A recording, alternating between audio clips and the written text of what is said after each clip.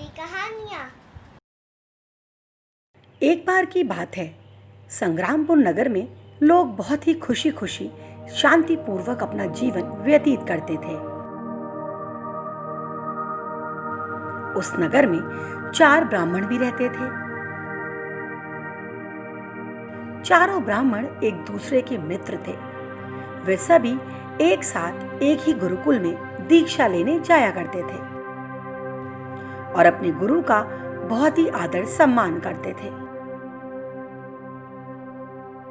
एक दिन उनके गुरुजी ने उनसे कहा, मेरे प्यारे बच्चों, किसी भी ज्ञान को पाना बहुत ही सरल होता है, पर उस ज्ञान को सही समय पर सही जगह प्रयोग करने की कला हर किसी में नहीं होती।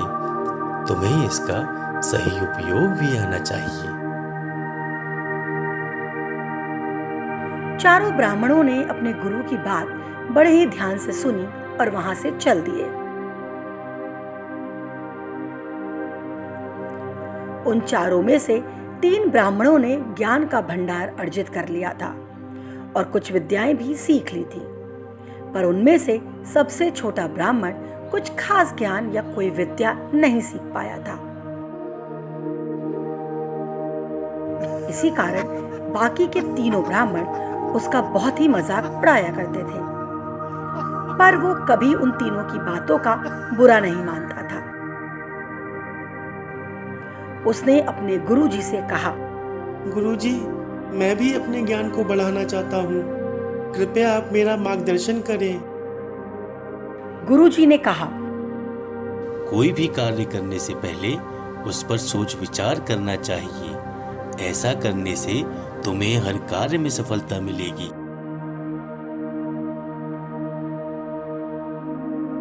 एक दिन चारों ब्राह्मण एक साथ बैठे हुए थे और अपने भविष्य के बारे में एक दूसरे से चर्चा कर रहे थे। उन्होंने निर्णय लिया, क्यों ना हम अपनी कला और विद्या का प्रदर्शन किसी शहर में जाकर करें। इससे हम धन भी कमा सकते हैं और हमारा ज्ञान भी बढ़ जाएगा और हम महाज्ञानी बन जाएंगे। हाँ, और थोड़ी बहुत अकल इस मूर्ख को भी आ जाएगी और ये भी हमारी तरह ज्ञानी बन जाएगा।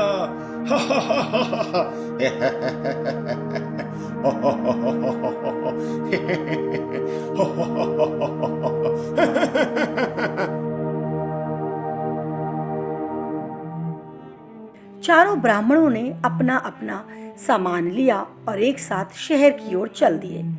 शहर का रास्ता एक जंगल से होकर गुजरता था। वे चारों जंगल में पहुंच गए। रास्ते में उन्होंने देखा कि एक हड्डियों का ढांचा पड़ा हुआ है। सबसे छोटा ब्राह्मण बोला, ओ रुको रुको, ये क्या है? तीसरे ब्राह्मण ने कहा, ये तो किसी शेर की हड्डियां लग रही हैं जो भूख से मर गया होगा। ये सुनकर सबसे छोटा ब्राह्मण डर गया और बोला, क्या शेर की हड्डियां? इसका मतलब यहाँ शेर भी है। जल्दी चलो यहाँ से, नहीं तो कोई दूसरा शेर आकर हम सभी को मार देगा। दूसरे ब्राह्मण ने बोला, रुको, क्यों ना हम अपनी विद्याओं का प्रदर्शन इस शेर पर करें। इससे हमें अपनी विद्याओं की गहराई का भी पता चल जाएगा और हम ये भी जान जाएंगे कि हम में से श्रेष्ठ कौन है। ब्राह्मण ने मंत्र पढ़ना शुरू किया। कुछ ही देर में देखते ही देखते वो हड्डियों का ढांचा आपस में जुड़ गया। यह देखकर ब्राह्मण बहुत ही खुश हो गया और बोला, देखा, इसे कहते हैं विद्या का सही उपयोग करना। मैंने एक ही पल में बिखरे हुए हड्डियों के ढांचे को एक साथ जोड़ दिया और उसे एक आकार दे दिया।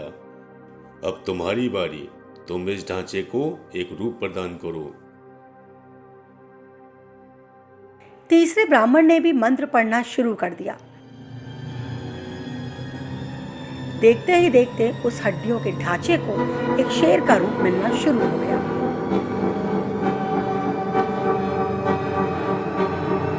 ये देखकर सभी बहुत हैरान हो गए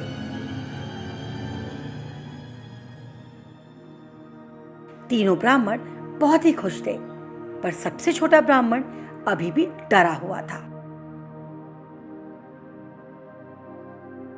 पहले ब्राह्मण ने कहा, अब देखो मैं अपनी कला से इस निर्जीव शेर के अंदर कैसे प्राण डालता हूँ। जैसे ही वो मंत्र पढ़ने लगा, तभी सबसे छोटे ब्राह्मण ने उसे बोला, अरे नहीं नहीं, ये क्या कर रहे हो? जब तुम इस शेर में प्राण डाल दोगे तो ये जिंदा होकर सबसे पहले हमें ही मार देगा। ये शेर हम सभी से ज्यादा शक्तिशाली है।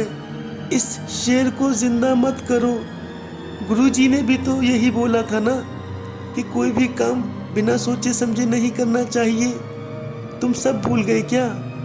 इतना सुनते ही पहला ब्राह्मण गुस्सा हो गया और वो बोला, अरे तुम चुप रहो, तुम खुद तो कुछ कर नहीं सकते, और जब हम अपनी शक्ति का प्रदर्शन कर रहे हैं तो तुम्हें यह हजम नहीं हो रहा। तुम हमसे जलते हो। अगर मैं इस शेर को जिंदा करके अपनी शक्ति नहीं दिखाऊंगा तो ये कैसे पता चलेगा कि हम चारों में से कौन सबसे श्रेष्ठ है। सबसे छोटा ब्राह्मण बोला, खुद की जान ही गवा बैठोगे तो श्रेष्ठ कहलाने का क्या फायदा होगा? अच्छा ठीक है, मैं तुम सबकी बात समझ गया। मैं एक काम करता हूँ, पहले किसी पेड़ पर चढ़ जाता हूँ जहाँ से मैं तुम सबको देखता रहूँगा। अगर शेर ने जिंदा होते ही मुझे ही खा लिया तो मैं तुम्हें कैसे बताऊंगा कि तुम में से श्रेष्ठ कौन है? पहला ब्राह्मण बोला, डरपोक कहीं का, ये याद रखो कि मुश्किल समय में हिम्मत दिखानी चाहिए। छोटा ब्राह्मण बोला, मैं क्या करूं? मुझ में शेर से लड़ने की हिम्मत है ही नहीं। ये बोलकर वो एक पेड़ पर चढ़ गया। पहले ब्राह्मण ने मंत्र पढ़ना शुरू कर दिया। कुछ ही देर बाद मरे हुए शेर में हरकत होनी शुरू हो गई। उसमें प्राण आ गए। शेर ने अपनी आंखें खोली तो देखा कि सामने 3 ब्राह्मण खड़े हुए हैं। उसे देखकर मुस्कुरा रहे हैं। शेर को जिंदा होता देख कर तीनों ब्राह्मण बहुत ही खुश हो गए, पर उनकी खुशी ज्यादा देर तक कायम नहीं रह पाई। शेर ने खड़े होते ही जोर से दहाड़ना शुरू कर दिया। शेर बहुत ही गुस्से में था और भूखा था। उसने एक ही बार में तीनों ब्राह्मणों पर हमला बोल दिया और उन्हें मार दिया। मारने के बाद शेर उन्हें खा गया और वहां से चला गया। सबसे छोटा ब्राह्मण पेड़ पर बैठकर यह दर्दनाक दृश्य देख रहा था। शेर के चले जाने के बाद वो अपने साथियों की हड्डियों को देखकर फूट फूट कर रोने लगा और बोला, मेरे मित्रों, तुम तीनों ही महाज्ञानी थे, एक दूसरे से श्रेष्ठ थे, पर अगर तुमने गुरुजी के आखिरी संदेश को ध्यान में रखा होता और ये कार्य करने से पहले सोच विचार किया होता तो आज तुम जिंदा होते। तुम्हें ये दिन नहीं देखना पड़ता।